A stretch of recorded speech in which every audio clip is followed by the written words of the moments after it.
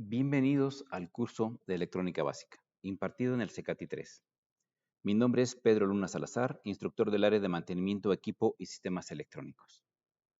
Para dar inicio a nuestro curso, debemos de entender que todas las observaciones y experimentos que otros han realizado, sus postulados teóricos y sobre todo la construcción de sus modelos matemáticos, contribuyen en gran medida para dar continuidad en las investigaciones y creaciones de los avances tecnológicos, no importando su campo de aplicación. Siempre buscamos entender y dar una explicación para todo aquello que nos rodea, con la finalidad de tener el control de eso que nos interesa y de cierta forma poder repetir el fenómeno y aplicarlo en beneficio de la humanidad. Si nosotros volteamos hacia el cielo, podemos entender que existe un macrocosmos, pero por el otro lado, si volteamos a ver la parte interna de todo aquello que nos rodea, también podemos entender que tenemos un microcosmos y es precisamente el que nos interesa a nosotros en el área de la electrónica, porque la definición sería la rama de la electricidad que estudia el comportamiento de los electrones libres a través de los conductores, semiconductores y gases rarificados, así como su interacción con los campos magnéticos. La parte importante de esta definición es entender que estudiamos a los electrones libres.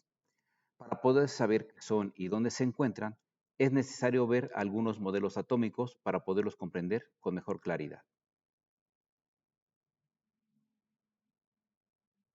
La teoría atomista, donde el filósofo griego Leucipo, siglo V a.C., afirmó que cualquier trozo de materia, por muy pequeño que sea, siempre puede dividirse en otros trozos aún más pequeños.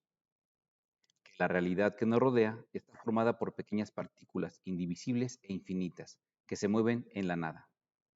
Demócrito, quien fuera su discípulo, las denominó átomos. Modelo de Dalton. Es considerada como la primera teoría atómica con carácter científico, propuesta en 1808. Consideraba que todas las sustancias estaban formadas por partículas minúsculas e indivisibles que no eran observables. Algunos de sus postulados son: los elementos están constituidos por átomos, que son partículas materiales, independientes, inalterables e indivisibles. Los átomos de un mismo elemento son iguales en masa y en el resto de sus propiedades. Los átomos de distintos elementos tienen diferentes masas y propiedades. En las reacciones químicas, los átomos no se crean ni se destruyen, solamente se redistribuyen para formar nuevos compuestos. Modelo de Thomson. El físico Thomson demostró en 1897 que en las descargas eléctricas en gases se producían partículas con carga eléctrica negativa que eran idénticas para cualquier gas. Thomson denominó a estas partículas electrones y concluyó que el electrón era parte fundamental del átomo. Algunos de sus postulados son que el fenómeno eléctrico se produce por el exceso o falta de electrones que tenga un cuerpo. De esta manera se dice que un ion es un átomo que ha ganado o perdido uno o más electrones. Los electrones se pierden o se ganan con relativa facilidad, de manera que su número dentro del átomo puede variar, mientras que el número de protones es fijo siempre para cada átomo. La parte importante de estas dos definiciones serían las siguientes. La primera es que todo fenómeno eléctrico se produce por el exceso o falta de electrones y que los electrones se pierden o se ganan con relativa facilidad. Su modelo hace referencia al núcleo como una esfera de gran tamaño que contiene a los protones y en su superficie como esferas más pequeñas a los electrones con carga negativa. Cuando los átomos son expuestos a descargas eléctricas en tubos al vacío, libera electrones que son atraídos por un potencial eléctrico positivo. Modelo de Bohr. En la primera mitad del siglo XX se realizaron unos descubrimientos que no podían ser explicados con los modelos anteriores. El físico Niels Bohr propone un modelo en el que los electrones se organizan en capas u órbitas y cada órbita posee cierto nivel de energía. Postulados.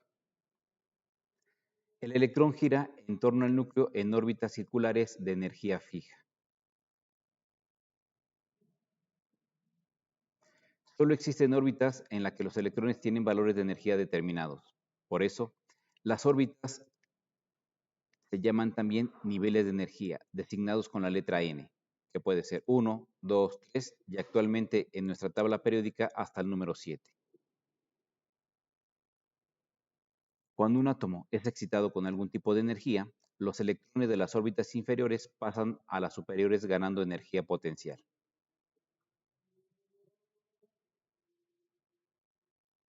Cuando el electrón pasa de un nivel de energía superior a otro de energía inferior, la diferencia de energía se emite en forma de radiación.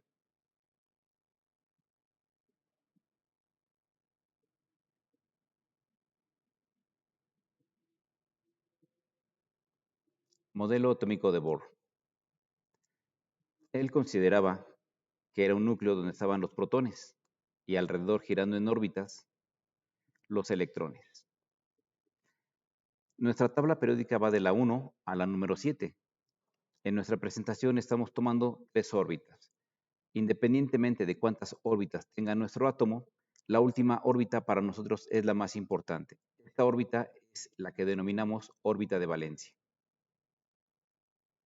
Es importante esta órbita, porque cuando nosotros vemos la tabla periódica y observamos que en la órbita de valencia hay de 1 a 3 electrones, se considera que el material es un conductor. Cuando tiene de 4 a 5, se considera un material semiconductor. Y cuando tiene de 6 a 8 electrones, entonces se considera un aislante.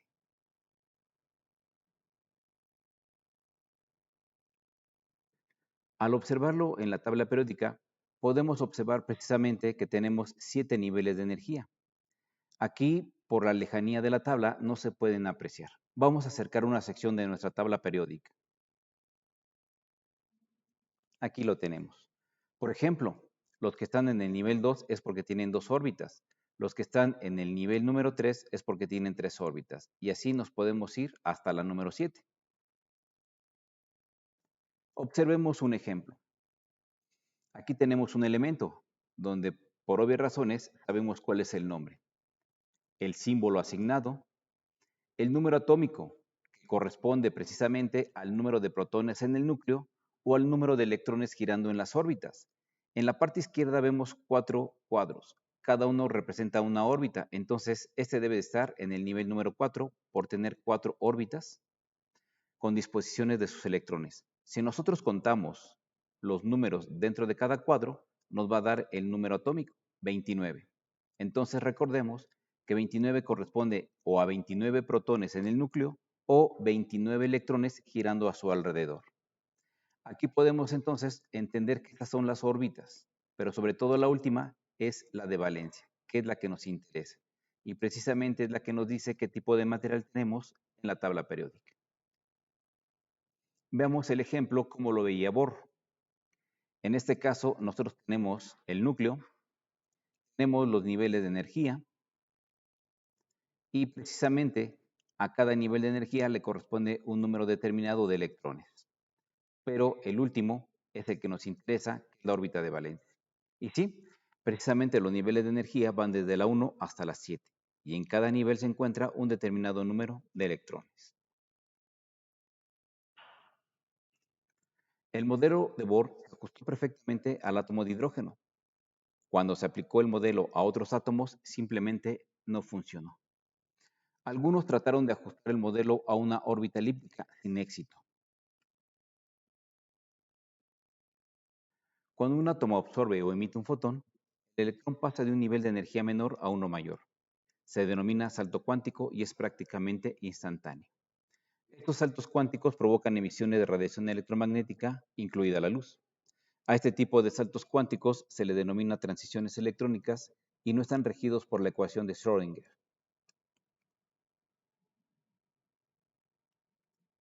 Modelo de Schrödinger.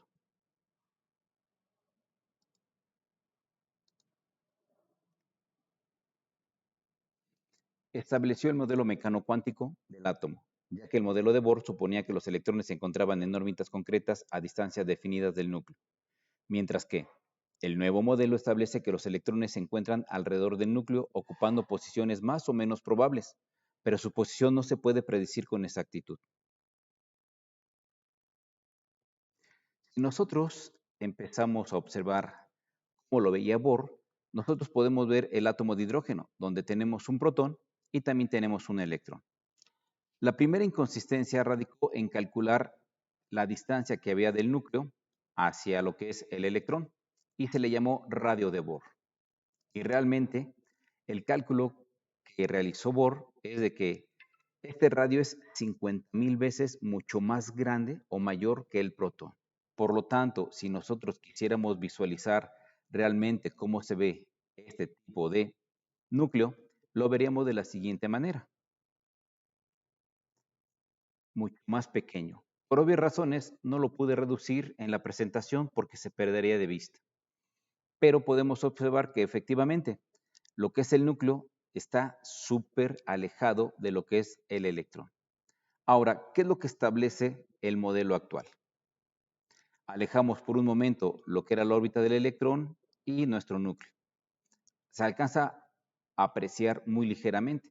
Ahora, si aquí está nuestro núcleo, entonces las posiciones probables de ese electrón serían las que están en color verde. Entonces ya empezamos a determinar que lo que nos mencionaron durante muchos años, ya en la realidad no es de esa forma, sino que es de una forma diferente. ¿Qué es lo que nos dice Schrödinger?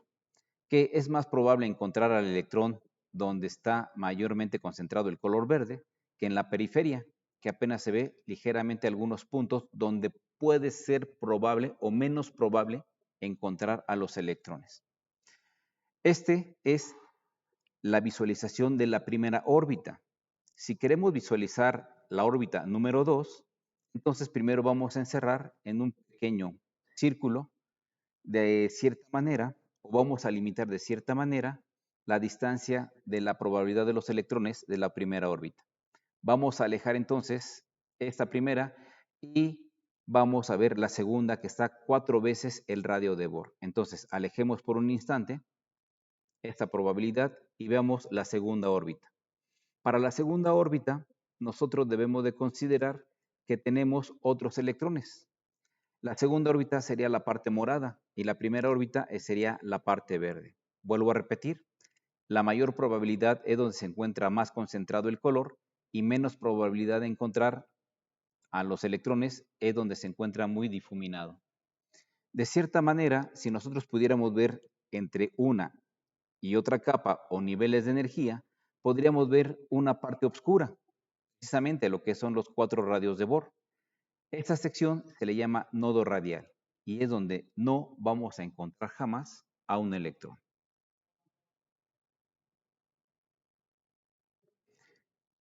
Si nosotros hacemos un corte transversal de esta segunda capa, veríamos 2 lóbulos. Estamos observando los lóbulos en el eje X. Por lo tanto, si vemos el eje Y, también veríamos 2 lóbulos concentrados en el eje Y. Y si nos vemos en el eje Z, también tenemos 2 lóbulos, los cuales se van a ver afectados en esta posición, en la parte del eje Z. Si nosotros juntamos los 3 pares de lóbulos, nosotros tendríamos la siguiente imagen. Es algo ya un poquito más complejo. Por eso nosotros nos vamos a quedar con esta pequeña imagen que tenemos en pantalla, con el segundo nivel de energía. Si queremos observar más niveles de energía, entonces les voy a proporcionar un poquito más adelante en la presentación una liga, donde ustedes pueden observar otros niveles de energía y puedan comprender qué tan complejo es el nuevo modelo atómico. De esto, nosotros podemos desprender que cuando tenemos un sistema de energía y le aplicamos esta energía a cualquier átomo, lo que va a suceder es que vamos a liberar electrones y precisamente los electrones que dejemos libres son los que nosotros vamos a utilizar para los fenómenos eléctricos que nos conciernen dentro de la electrónica. Bien, algo importante que debemos de tomar en cuenta es que mientras que un átomo pierde electrones, otro los debe de ganar. No puede haber pérdida nada más o ganancia nada más. Mientras que uno pierde, otros los va a aceptar. Siempre existe uno que donará y otro que aceptará. Cuando un átomo pierde electrones, este queda cargado positivamente. Y precisamente vemos que el hueco que dejó, así lo vamos a denominar como hueco y siempre será de carga positiva. Mientras que el átomo que aceptó electrones siempre quedará cargado negativamente. y le vamos a considerar como que tiene portadores negativos o portadores mayoritarios con carga negativa. Y aquí tenemos el link. Cuando ustedes entren a este link, pueden jugar con los niveles de energía para que puedan ver cómo se comportan de un átomo real.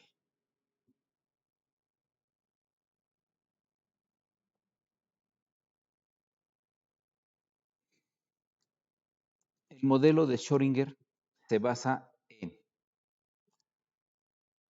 el teorema de dualidad o la analogía de dualidad de Broglie, el principio de incertidumbre de Heisenberg y la ecuación de la probabilidad de encontrar un electrón de Schrödinger. Le damos un vistazo a la parte de onda partícula de Broglie, pues sí, él propuso una osada analogía. Si la luz, que se creía que era una onda, tenía comportamiento de partícula bajo ciertas condiciones, entonces las partículas como el electrón también se pueden comportar como ondas. Él propone que en la periferia o la órbita, cuando está el electrón en la órbita, es una partícula, pero cuando se desplaza hay partes que se comportan como una onda. Y así sucesivamente, en ciertas partes se comportará como una partícula y en ciertas partes se comporta como una onda.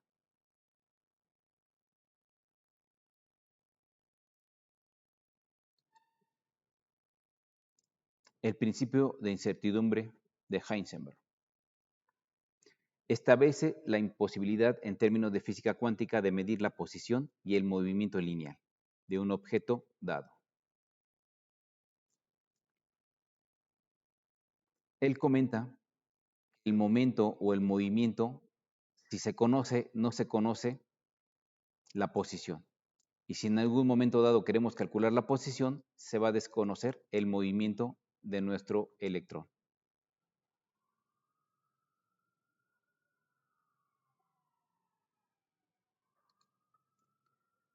Y por último, la ecuación de Schrödinger.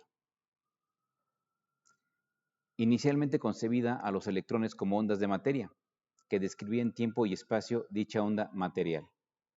Y aquí podemos ver algunos espectros de los niveles de energía. Por obvias razones, en la parte oscura es mayor probable que se encuentre el electrón que en la periferia que está más difuminado. Aquí podemos ver otra, por ejemplo, la parte del segundo nivel de energía, donde son dos lóbulos. En la parte oscura es más probable y en la parte de la periferia es menos probable encontrar un electrón. Y aquí podemos ver otros niveles de energía. Más tarde, Max Born los concibió como partículas cuasipuntales cuya presencia probabilística se encuentra en una región determinada. El símbolo psi es la función de onda, que a final de cuentas es el estado físico de un sistema de partículas. Es un poquito compleja y sobre todo porque nos permite verificar las coordenadas espaciales de la partícula.